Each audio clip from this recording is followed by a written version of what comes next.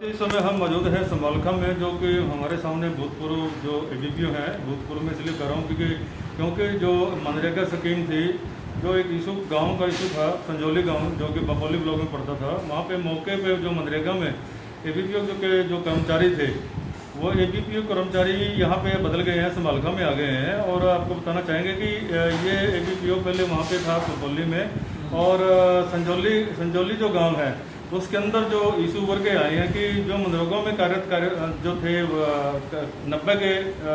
90 लोग थे जिन्होंने मनरेगा में काम किया था, तो उन 90 में से कुछ लोगों को जांच पड़ताल के सामने ये आया है कि वो लोग ड्यूटी कहीं और कर रहे थे, बट वो दिखाए गए मनरेगा में थे। उनकी ट्रांजैक्शन भी हुई है, पैसे से आवागमन भी हुई है। कई लोगों ने यह भी बताया कि मैं काम तो करता हूँ सड़क के अंदर में या कहीं फैक्ट्री में, मेरे पास तो सरपंच आया था, उन्होंने कहा भी मैंने तेरे खाते में इतने पैसे डाल दिए हैं, वो मेरे को गलती से डल गए हैं या कुछ भी उसने समझाया होगा मौके पे, तो पैसे वापसी सरपंच लेके चले गया। तो वो उसी के गांव के सरपंच के गांव के लोग थे। लेकिन आपको बता दें कि जैसा कि मनरेगा के अंदर कुछ गवर्नमेंट के कर्मचारी होते हैं, जैसे कि बीडीओ होता है, ग्राम सचिव होता है, और एक एबीपी जो इस स्कीम के इंचार्ज होते हैं मनरेगा में, एक वो होते हैं, अकाउंटेंट भी जा सकते हैं। ये लोग एक चेकिंग एजेंसी के रूप में काम करते हैं। आपको बता दें कि जब ये मनरेगा में 80 से लेकर के 90 लोग जब काम करते हैं, क्या एक भी कर्मचारी को इन लोगों ने नहीं देखा कि वास्तव में 90 के 90 काम कर रहे हैं, 80 काम कर रहे हैं, 60 काम कर रहे हैं, या जिन लोगों के अब हमारे सामने पुख्ता सबूत आए हैं कि वो लोग वास्तव में वहाँ पे ना दिखा करके कहीं और दिखाए गए हैं। तो इस तरह से जब हमने सरपंच से भी जानकारी लेनी चाहिए, तो सरपंच ने कहा कि रात को काम चलता है। इस तरफ एक एबीपी कहता है कि रात को काम नहीं होता है, 2 शिफ्टों में हो सकता है, सुबह 7 से लेकर के 12 बजे तक, और उसके बाद 5 बजे तक हो सकता है। तो उसके बाद 5 बजे के बाद जब काम होता है तो सरपंच साहब इन कहते हैं कि रात को भी मनरेगा में काम होता है। संजौली गांव के सरपंच या संजौली गांव को हरियाणा में सबसे अलग है, क्योंकि वहाँ पे रात्रि में भी काम चलता है, इमरजेंसी में भी काम चला जाता है मनरेगा का, क्योंकि वहाँ पे सरपंच साहब को बहुत ज़्यादा जल्दी थी, अधिकारियों की भी बहुत ज़्यादा जल्दी थी कि उनको काम को फटाफट निपटाया जाए। हो सकता है इस तरह के कुछ सर्कमस्टेंसेस बने हों, तो लेकिन उस जांच के बारे में हम मनरेगा में जो उस समय में काम करते थे, जिनके देखरेख में जो काम हुए हैं, उन्हीं से हम वो कहना चाहेंगे, वो अपनी सफाई में क्या कुछ कहना चाहेंगे।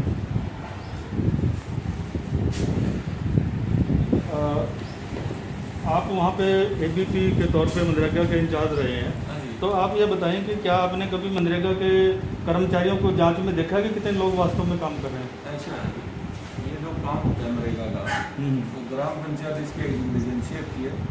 हमारा काम होता है जाके मौके पे जो कार्य कर रहे हैं मजदूर, उनकी जांच करना, कि जो मजदूर कार्य है जो मजदूरों से कराया जा रहा है नहीं कराया जा रहा है।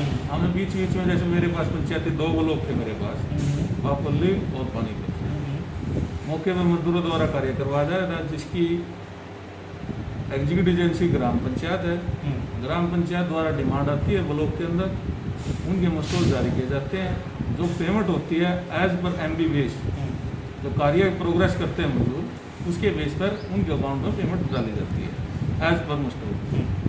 ठीक है, ये तो आपने अपनी गाइडलाइन बताई है कि जो हम आपकी गाइडलाइन मनरेगा ने आपको दी गई है। जो मेरे क्वेश्चन थे वो तो जवाब नहीं आया अभी तक।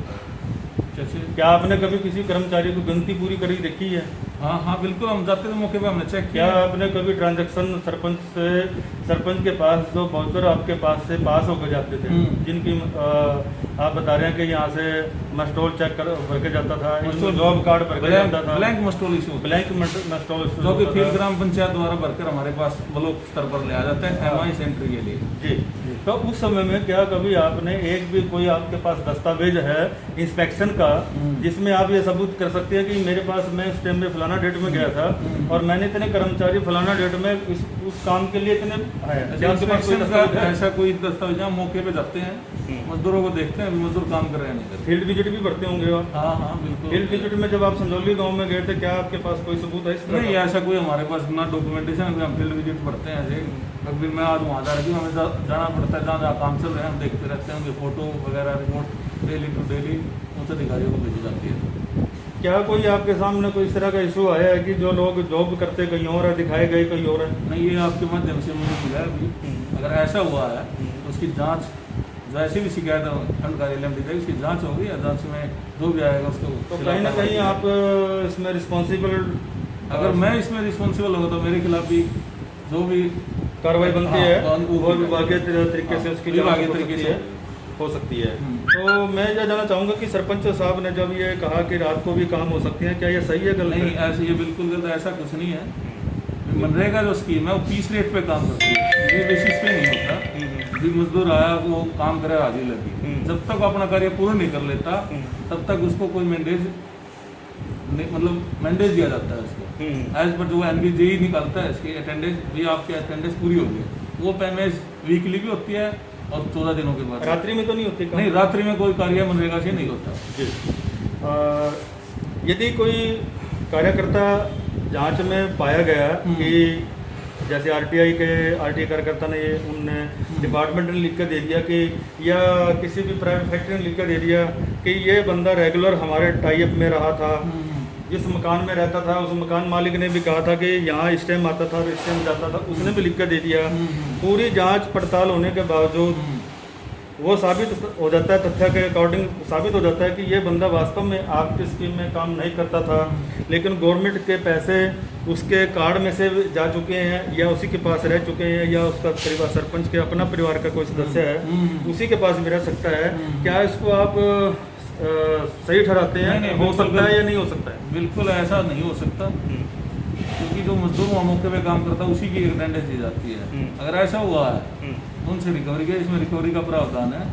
अगर तो उन्होंने गलत तरीके से या कोई ऐसा मजदूर के अकाउंट में पैसे चले गए, भी काम नहीं किया, उसकी जांच होगी, जांच होने के उपरांत जो भी कार्रवाई बनेगी उसके खिलाफ कार्रवाई की।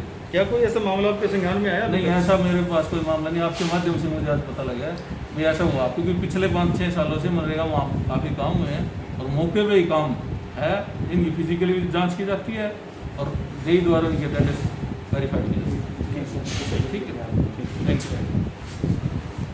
इस तरह से आपको बता दें कि जिस तरह से मनरेगा सिक्किम के इंचार्ज ने बताया कि रात्रि में काम नहीं हो सकता, प्रेजेंट में जो दिमांजी हैं, दिनेश दिमांजी शायद करके हैं, उनसे भी हमने जांच पड़ताल की थी। हालांकि इस गांव से उसका कोई लेना देना फिलहाल नहीं है क्योंकि नई ज्वाइनिंग है, लेकिन मनरेगा के तौर तरीके, क्या कार्य प्रणाली है, किस तरह से वो लोगों को चेकआउट करते हैं, तमाम तरह की जो बातें हैं वो हमने जिला स्तर पे भी और ब्लॉक स्तर पे भी जुटा ली है।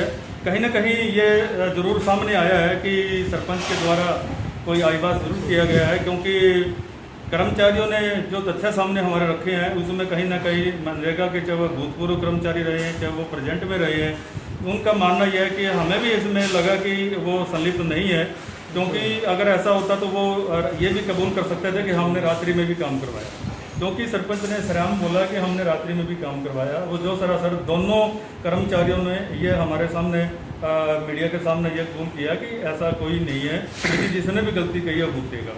तो कहीं ना कहीं कर्मचारी उसमें से दोषी अभी तक हमारी जांच में नहीं पाए गए हैं। यदि तथ्य के आधार पर ये सामने आ जाती है कि वो जिस तरह से आरटीआई में सबूत सामने आए हैं कि वहाँ पे भी वो बंदा कार्यरत था, रात्रि के समय भी वहाँ पे वो प्रेजेंट था, इस तरह के यदि एक बंदा भी सामने आ जाता तो कहीं ना कहीं वो दोषी पाया जाता है कि कहीं ना कहीं सरकारी पैसे का यानी कि गबन में उसका होना पाया जाता है। बंसीलाल पंचाल, सब समाचार, राहुल श्रवण के साथ, पानीपत, हरियाणा।